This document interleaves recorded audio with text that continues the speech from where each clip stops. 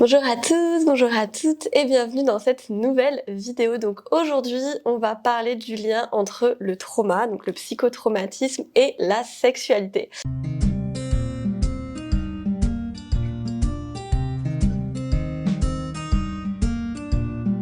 Donc pour cela, je suis avec Pauline Martin-Chave.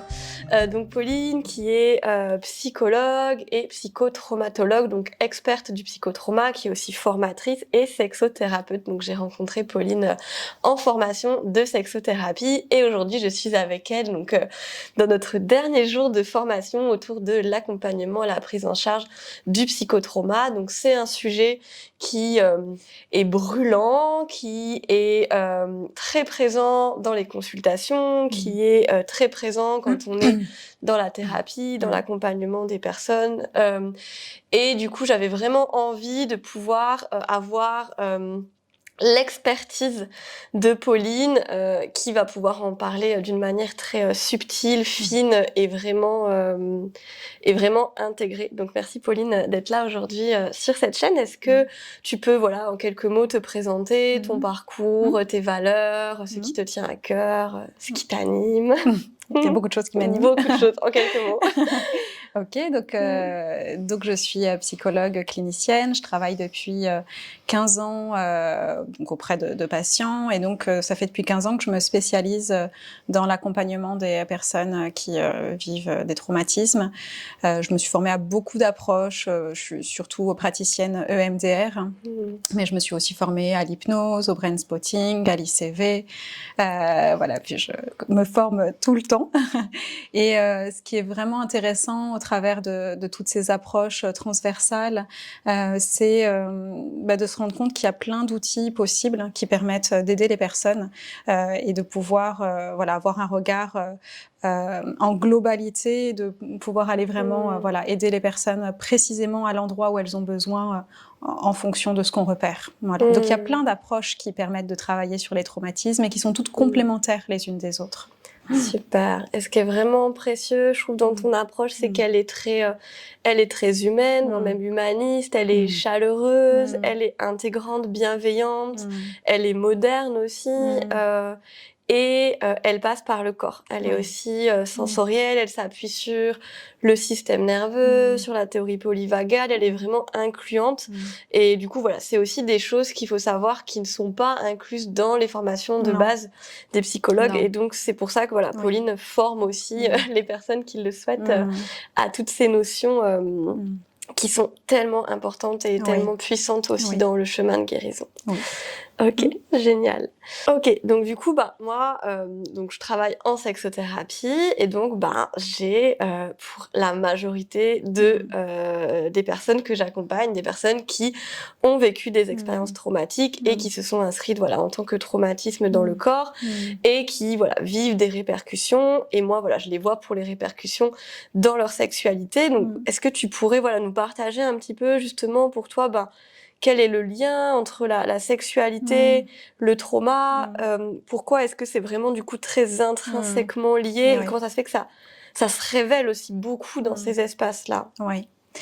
Alors déjà, je pense que c'est important de préciser qu'on imagine que il y a un impact dans la sexualité si on a subi des agressions sexuelles ou tout ce qui est autour de la sexualité. Alors évidemment, quand on a vécu des agressions sexuelles, ça ne peut pas ne pas avoir d'impact dans la sexualité. Ça ne veut pas dire qu'on ne peut pas retrouver une sexualité qui soit épanouie, où on se sent vraiment présent, mais ça demande un travail. Donc ça, c'est évident. Mais tous les traumatismes impactent profondément la façon dont on va se construire, se structurer, le rapport qu'on a à soi, à son corps, au monde. Et donc, ça a des conséquences dans la sexualité. On pourrait se dire, tiens, finalement, j'ai été harcelée quand j'étais au collège. Quel rapport avec la sexualité? Le rapport, c'est la confiance, la trahison. Est-ce que je vais me faire trahir par cette personne? Mon corps a eu l'habitude peut-être de se replier, de se protéger. Voilà, la honte. Donc ça, par exemple, ça a des conséquences, mais il y a aussi les traumas qui sont donc parfois uniques, mais les traumas aussi d'attachement, les traumas dans l'enfance qui entraînent des croyances sur soi, des croyances sur le fait qu'on mérite d'être aimé ou qu'on ne mérite pas d'être aimé? Est-ce qu'on a le droit de recevoir si on n'a pas déjà reçu de ses parents?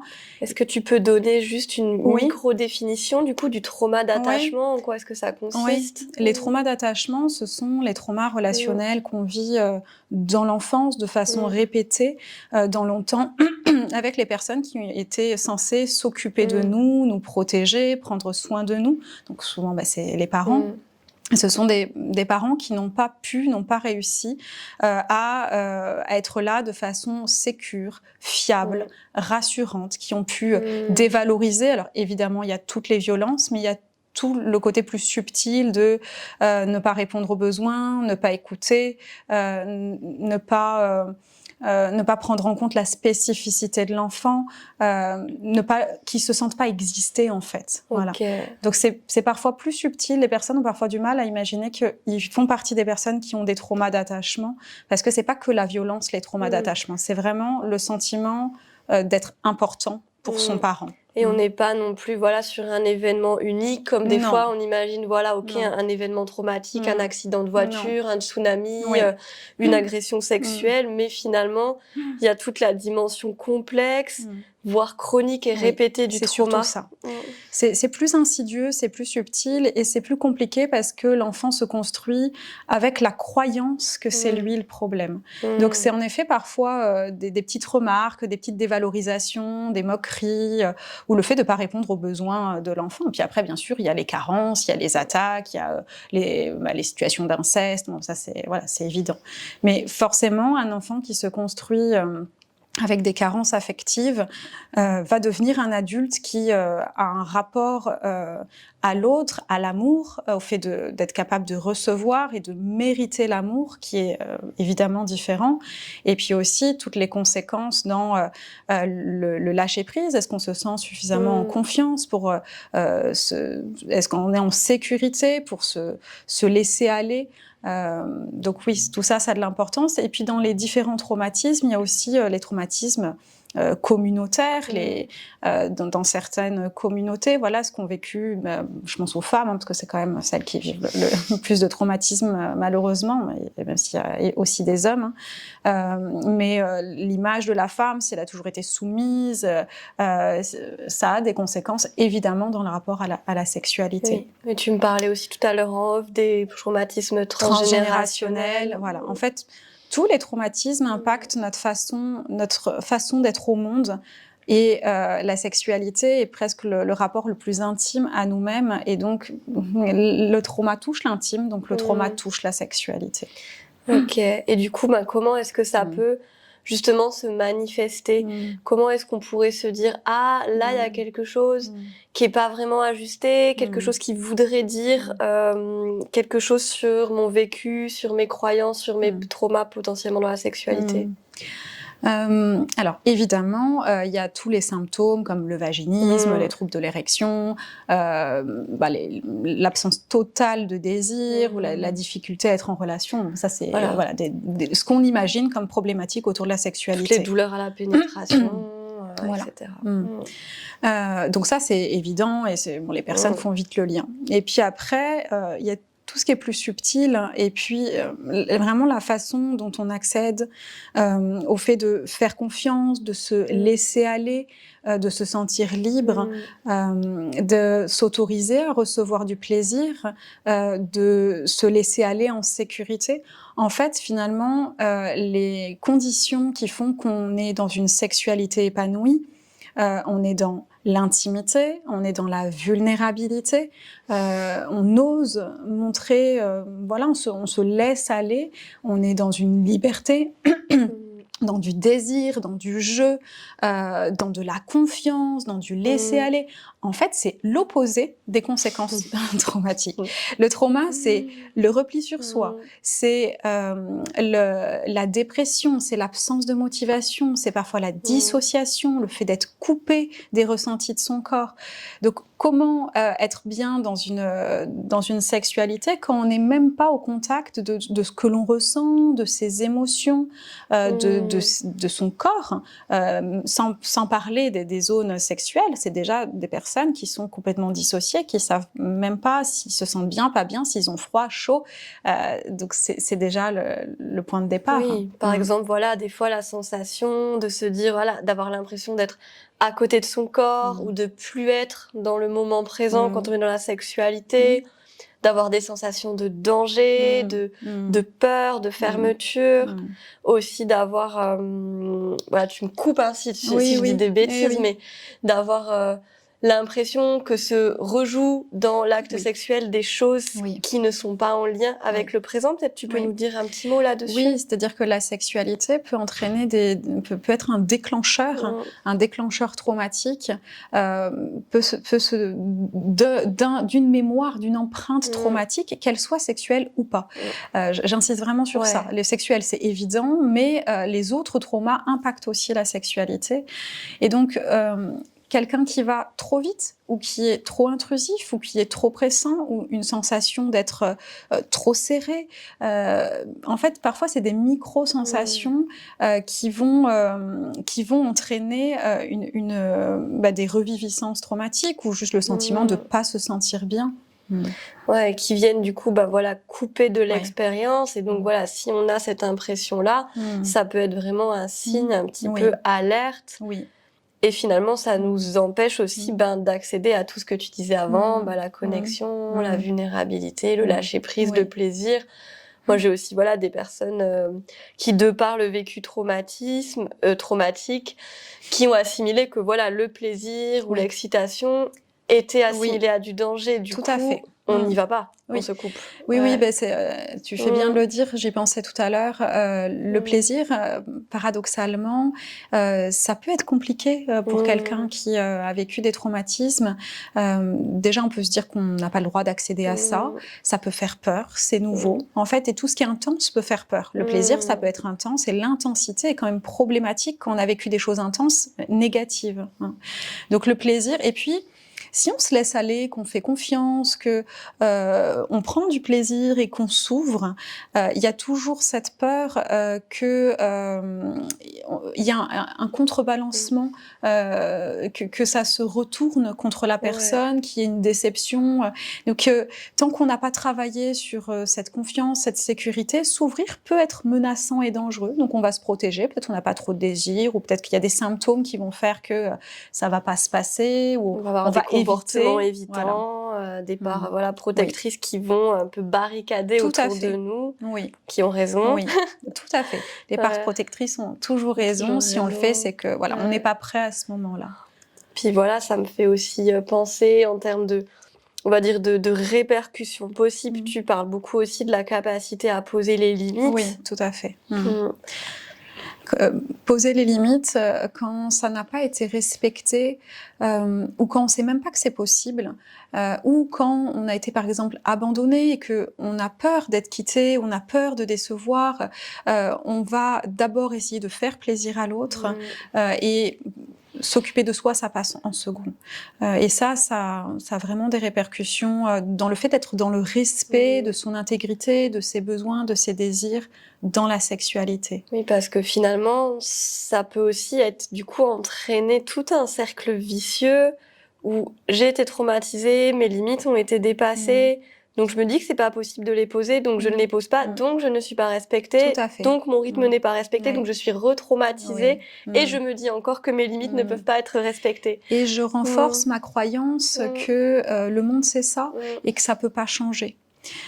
Je pensais aussi donc dans les conséquences à l'âge adulte dans la sexualité quand on a vécu des traumas, c'est d'avoir des comportements d'hypersexualisation. En fait, on a le côté évidemment, on a le côté évidemment on est coupé, donc ça on connaît plus, mais l'hypersexualisation, c'est le fait de devenir son propre, le corps devient son propre objet et l'objet de l'autre. On va rechercher du plaisir, mais on n'est pas incarné. Donc me croire qu'on a une sexualité dynamique, mais c'est pas une sexualité qui est habitée d'une présence, et c'est quand même l'objectif, et c'est pas dans une connexion à l'autre, parce que la sexualité, ça demande une connexion, et donc parfois le trauma empêche cette connexion. Donc on est juste sur le côté l'acte, mais pas sur la rencontre, qui est beaucoup plus menaçante que l'acte. Et il y a ce côté qui fait qu'on n'est pas vraiment dans son corps et qu'on recherche pour le coup l'intensité, mais un peu comme des... c'est aussi dissociatif en fait, on n'est pas vraiment en soi et on va chercher des choses qu'on connaît mais on n'a pas intégré que c'était pas bon pour nous. Et qu'il y a une forme du coup d'hyperactivation. Tout à fait. Ou du coup en fait aller vite ou aller dans peut-être des comportements d'intensité, de sensations intenses, voire de domination, de soumission, etc. Mais voilà, sans la conscience de j'y vais. Sans la conscience. En fait, parce que ralentir serait beaucoup plus dangereux. Et ferait faire face à justement l'intensité de la situation. Donc comment, quand je vais vite, ça peut effectivement, comme tu dis, venir nous couper de la connexion. Passionnant. Ok, donc effectivement, comme on le voit, en fait, puisque la sexualité, c'est, je trouve, le domaine le plus intense de nos vies, puisque en fait vraiment on se dénude, on se dévoile, en fait on se montre. C'est là où vont pouvoir venir se jouer tous les mécanismes qui parfois, dans la vie lambda quotidienne, peuvent ne pas se voir parce qu'on peut avoir une part vraiment adaptée socialement qui fonctionne au travail, qui fonctionne en famille, entre amis. Et dans la sexualité se jouent plein d'autres choses. Et ça me fait aussi penser que c'est très important d'en parler. Et donc ça me fait très plaisir qu'on fasse cette vidéo parce que en plus, il y a dans la sexualité beaucoup de tabous, beaucoup de honte et on n'en parle pas. Donc on peut aussi très bien rester seul dans ces problématiques, ce qui renforce aussi le traumatisme qui est aussi lié à l'isolement, puisque parler de sexualité, c'est compliqué, on peut avoir en plus reçu des croyances que ça doit rester entre les partenaires, que c'est sale, que c'est honteux, etc. Et alors que des fois viennent s'y jouer justement tous nos petits mécanismes intérieurs qui peuvent être tout bien protégé, camouflé à d'autres endroits de la vie. Donc voilà, ça vous fait un petit peu cette vidéo comme peut-être des petites idées ou prises de conscience sur il peut se jouer tout ça dans un simple et banal acte sexuel. Bon, sachant qu'on n'a pas été global dans tout ce qui peut être dit autour de ça. On a spontanément dit un peu ce qui venait autour des liens entre la sexualité et les traumas, mais on pourrait aller encore plus loin. Voilà. Peut-être juste je rajouterais la question de la sécurité. C'est que la sexualité devrait en fait ne peut se déployer, la vraie sexualité, pas celle qui est pas incarnée, mais dans un espace de sécurité. Donc il y a évidemment la sécurité dans la relation, mais il y a aussi la sécurité à l'intérieur de soi. Et les personnes qui ont vécu des traumatismes sont insécurisées à l'intérieur d'eux.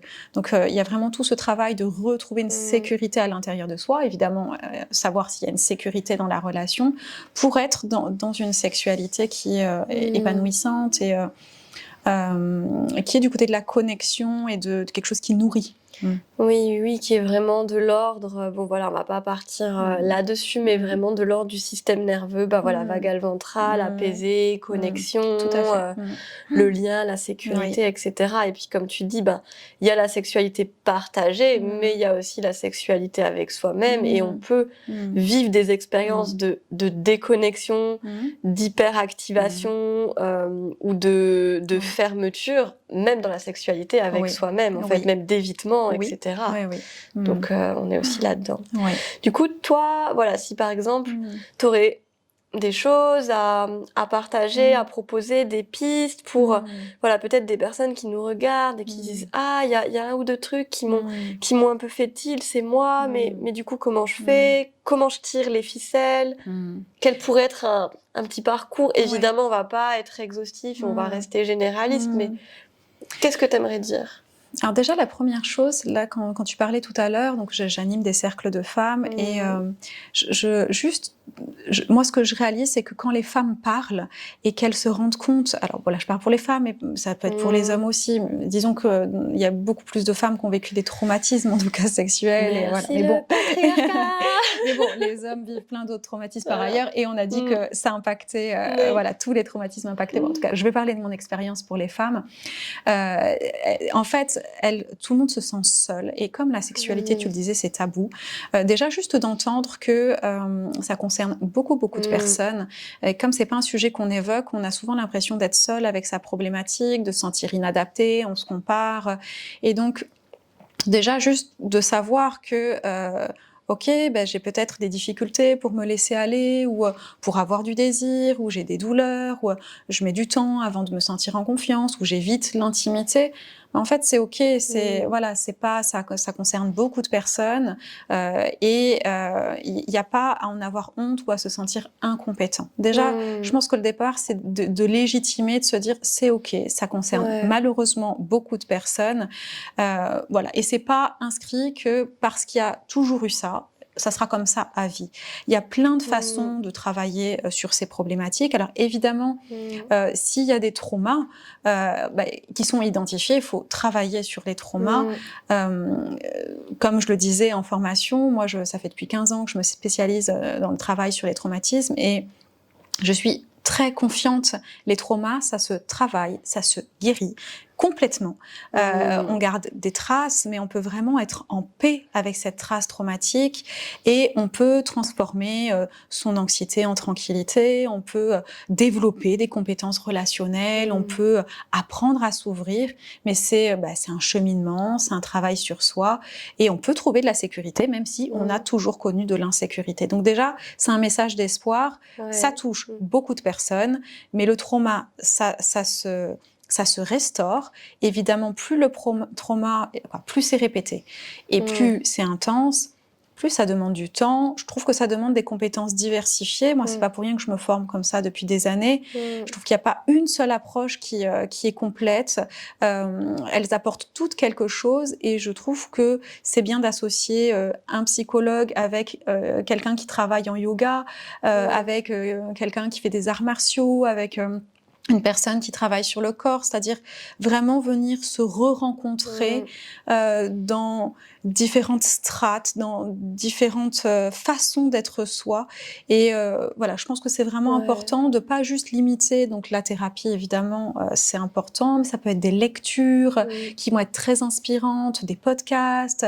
Il y a des rencontres aussi, et des expériences relationnelles réparatrices. En fait, il y a plein d'expériences de vie qui vont venir nous réparer.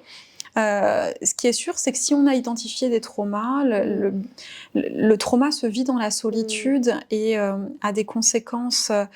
Vraiment, on développe des biais cognitifs sur soi. On n'a pas de hauteur. Donc, il faut être très, très humble par rapport au trauma. On a besoin d'aide. Voilà. Et donc, il faut accepter à un moment donné d'accepter, voilà, il faut accepter l'aide pour que quelqu'un vienne nous rencontrer et nous aide à se raconter une autre histoire sur nous-mêmes, et nous aide à revivre une expérience corporelle qui est plus intégrée, plus unifiée, plus forte. Et ça, sans une aide extérieure, c'est compliqué. Voilà. Donc ça, c'est sur le trauma. Et sur la sexualité, évidemment qu'il y a plein d'approches aussi qui sont différentes, des approches plutôt corporelles, mais aussi tout ce qu'on... Le savoir, ça apporte de lire des livres, de mieux comprendre son fonctionnement, de mieux comprendre la relation, de se sentir plus compétent pour dire à l'autre ce qui nous ferait du bien, ce qui nous amènerait plus de sécurité, apprendre à repérer ses besoins, et commencer à les dire déjà ailleurs que dans la sexualité, pour petit à petit s'autoriser à le dire dans la sexualité. Tout ce qu'on fait en sexothérapie. Voilà. Du coup, tu conseillerais déjà, du coup, de sortir de la croyance de je suis cassée. Oui, on peut rien faire pour moi. C'est terminé et je suis seule en plus, et du coup je suis bizarre et anormale, c'est moi le problème. etc. Je suis le problème. Du coup, de peut-être lever la honte autour du collectif, ouvrir la parole. Le collectif, ça a un pouvoir exceptionnel. Ne serait-ce que de se retrouver avec des personnes qui disent ressentir les mêmes choses, ou avoir vécu les mêmes choses, ou ne pas les avoir vécues, mais être empathique. Et donc, ça lève la honte.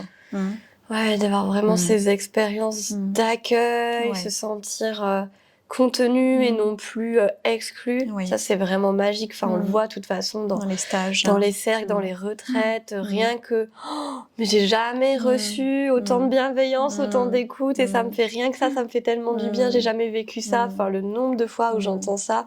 Mais je suis convaincue de la puissance des groupes, et je trouve que la puissance des groupes a d'autant plus d'impact quand il y a du trauma, parce que je reviens sur l'idée que le trauma se vit dans la solitude et qu'on a besoin d'une restauration, et qu'on est dans une société où on oublie ça. Et que même ce qui se passe dans l'intimité thérapeutique, évidemment ça répare, mais c'est pas aussi fort que le groupe. Voilà. Après le groupe, ça peut activer, il faut y aller étape par étape, c'est pas toujours la première indication, mais ça peut être vraiment quelque chose de... Voilà. Des fois le groupe peut réparer, le groupe peut aussi aider à révéler certaines choses qui ensuite se disent « Ah, bon bah là en individuel j'ai des choses précises », donc ça c'est aussi intéressant de voir c'est ce qui se complémentaire. joue, c'est complémentaire.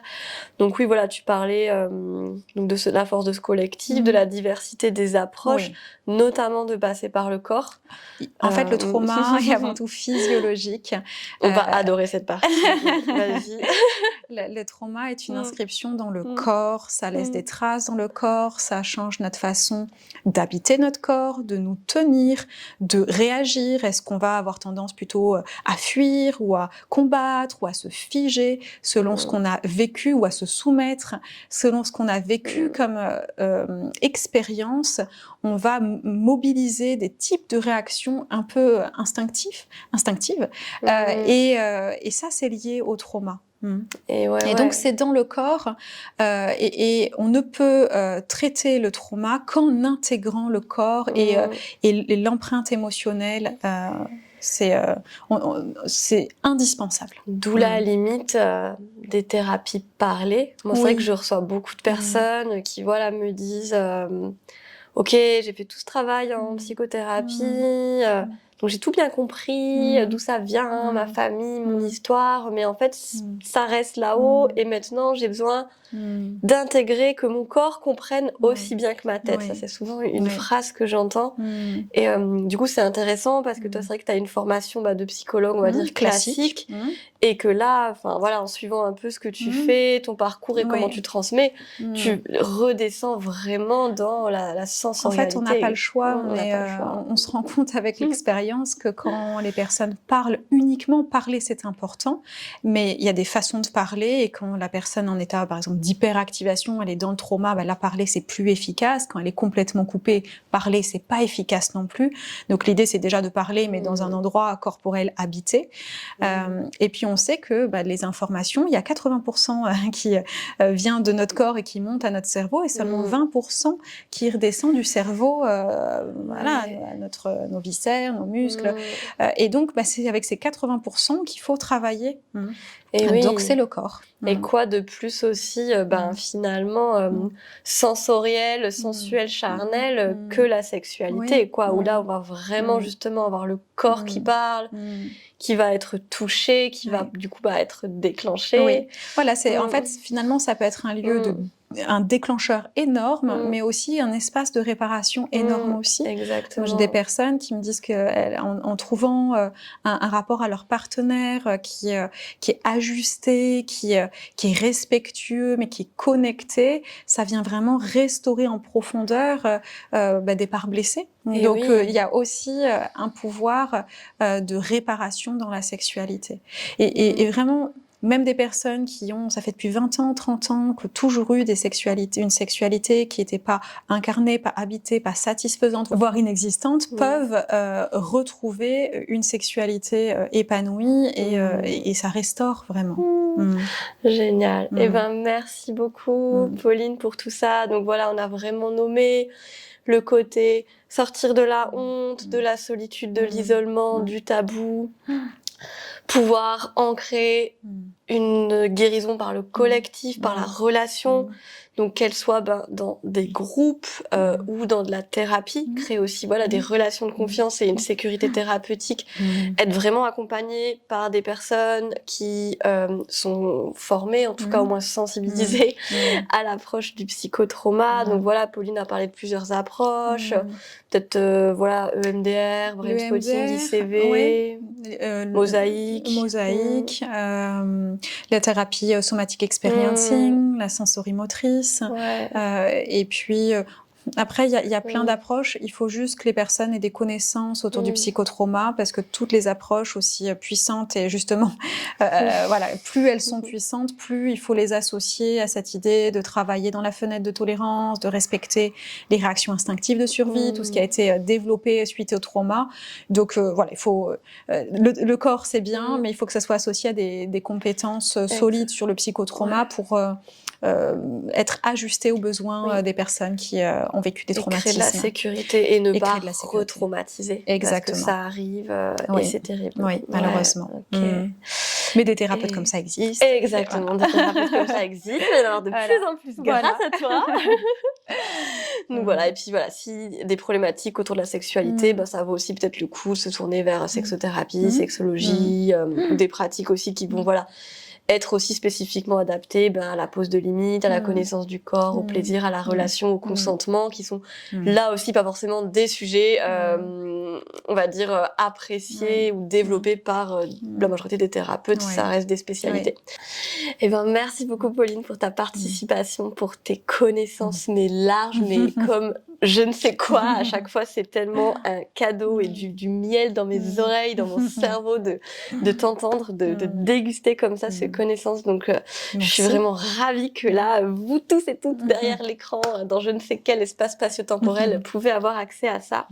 Donc si vous voulez retrouver Pauline, je vais mettre le lien de ton Instagram, de ton site. Donc si vous nous regardez très rapidement après la sortie de cette vidéo, le site n'est pas encore en ligne, mais ça va arriver. Si vous nous regardez un peu plus tard, il le sera sûrement. Donc Pauline propose des formations pour les professionnels, pour former à l'accompagnement des personnes en psychotrauma.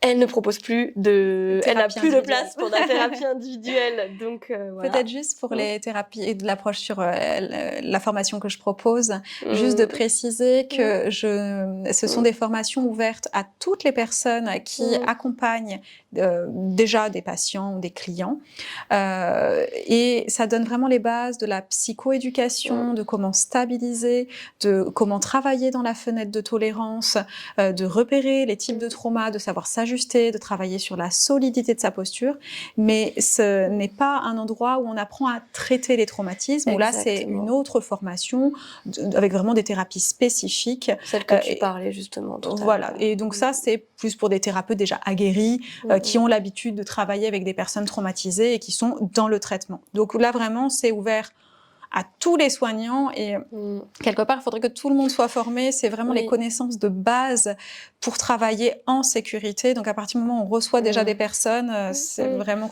j'ai vraiment envie que les personnes aient le plus d'outils possible pour que leurs outils soient pertinents, cohérents, et servent aux personnes qui ont vécu des traumatismes. Et ta formation est d'autant plus importante qu'elle fait un peu comme justement le maillon manquant dans une chaîne où soit on n'y connaît rien, soit on est thérapeute et on vient vraiment chercher le traitement, mais finalement il y a une immensité de personnes qui rencontrent des personnes avec du trauma et des conséquences et qui se sentent impuissants et qui peuvent aussi eux se traumatiser. Donc effectivement, c'est vraiment un chouette maillon, donc j'en sors et je suis très honorée. Et si vous ressentez l'appel de démarrer une thérapie autour de la sexualité, de l'intime, etc., moi je propose ça en visio et en présentiel dans la Drôme toute l'année, donc le lien pour en savoir plus c'est juste ici.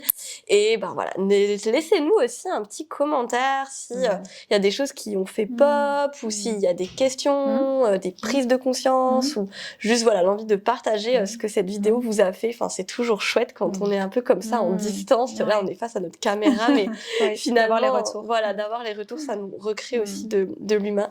Donc vraiment, n'hésitez pas à laisser ce petit commentaire, à vous abonner à la chaîne, tout ça, et vous pouvez retrouver toutes les infos respectives pour nous suivre et nous contacter dans la description. Est-ce que tu as quelque chose que tu as envie de dire pour terminer cette vidéo, Pauline? Rester sur cette note d'espoir et de dire que voilà, plus j'accompagne des personnes, plus j'ai confiance dans les capacités de résilience, dans les capacités de restauration, et que même si l'étendue des symptômes est grande, à partir du moment où on a envie, on se fait aider, c'est vraiment possible. Et voilà, de pas rester enfermé dans des symptômes qui ne disent pas qui vous êtes, mais qui disent voilà, que vous avez vécu des choses qui ont eu des conséquences, et il faut juste traiter les conséquences. Voilà, je veux vraiment garder une note d'espoir, parce qu'on a quand même dit tout ce qui était négatif et toutes les conséquences, et vraiment ça se traite et ça marche. Donc je veux juste que les gens restent avec ça. Ouais, l'humain est puissant et les capacités de résilience sont très grandes, et ça peut être aussi très beau. Ce parcours thérapeutique peut aussi vraiment révéler et faire croître. Donc voilà. Merci à toi pour ce que tu fais dans la vie, dans cette vidéo, pour toutes les choses à venir. Et voilà, je vous dis à tout le monde une très belle journée. Merci de nous avoir écoutés jusqu'à là et à bientôt. Au revoir.